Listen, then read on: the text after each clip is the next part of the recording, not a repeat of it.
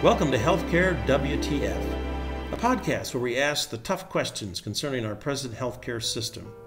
Where is it going? What problems does it create? The good, the bad, how fair is it? And who are the winners and losers? Healthcare WTF. What are the facts? Well, today's guest is Dr. George Bohmfalk, a neurosurgeon.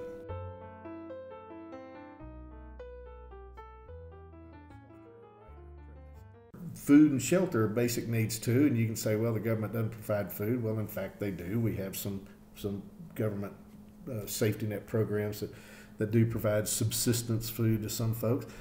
But healthcare, I mean, heavens, if we want to make healthcare good for the top 1%, well, then we need to make it good for the bottom 99% too, or we're going to have a lousy system, and that's what we have now. Is a lousy system. I think this has got to get better because it can't get much worse. I really think we're headed for a cliff. And by that, I mean, so many, it was one thing if we, the well-off, could just kind of turn our backs on those poor people that didn't have insurance and those poor people that went bankrupt and things like that. Well, that's becoming us. It's becoming your neighbor and your children and your parents and your in-laws and things like that. I just keep reading more and more often about these folks.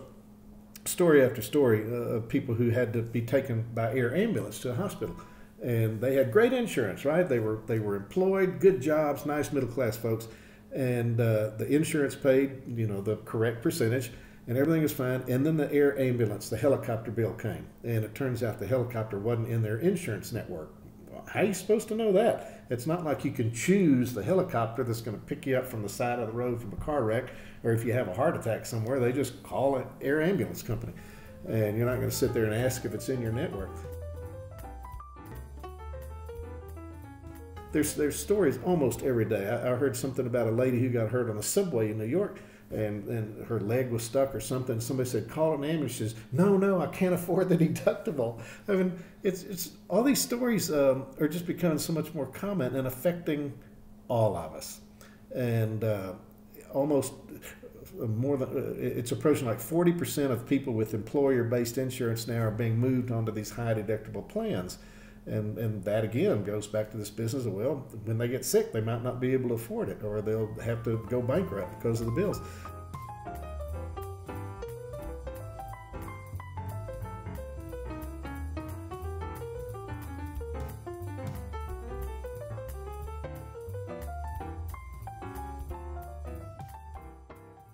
The combination of more and more kind of so-called normal everyday folks getting into trouble with the current healthcare funding system, and the increased education and awareness of grassroots people and politicians and businessmen is before too long going to get us to the point of saying, we just need this, we need to do it. We're the only industrialized country in the world that doesn't have some sort of universal healthcare system. And everybody says, yeah, but we're better than them, we're smarter than them. Well, then how do you explain that our life expectancy is lower than these other countries, that our maternal and infant mortality is higher than these other countries? We're kind of the laughing stock of these other countries. I mean, I've heard people talk from other countries saying, well, oh, let's go visit the United States. And they all say, well, what happens if we get sick or need care there? People are avoiding becoming tourists in the United States because they're afraid of what will happen. And on the flip side, you hear about people from the United States that are on trips to these other countries, and they get hurt, and they say, oh man, I got out and the whole bill was $40 for setting my broken arm or operating on me or whatever, and they just can't believe it. But we're becoming the laughing stock. We're not leading the world in healthcare. We're really quite far behind. So I think there'll be a great awakening soon. And I think that if we, in the next 2 to 4 years, get one or both houses in Congress that are more open to this, and as the business leaders become more and more aware of what it's costing them and what the benefits could be, and having the government involved is not going to be the end of the world, I think we'll get there. Well, Why don't we leave it on that positive There note? you go. Thank you, George. It's been enlightening. And you've been listening to Healthcare WTF. What are the facts?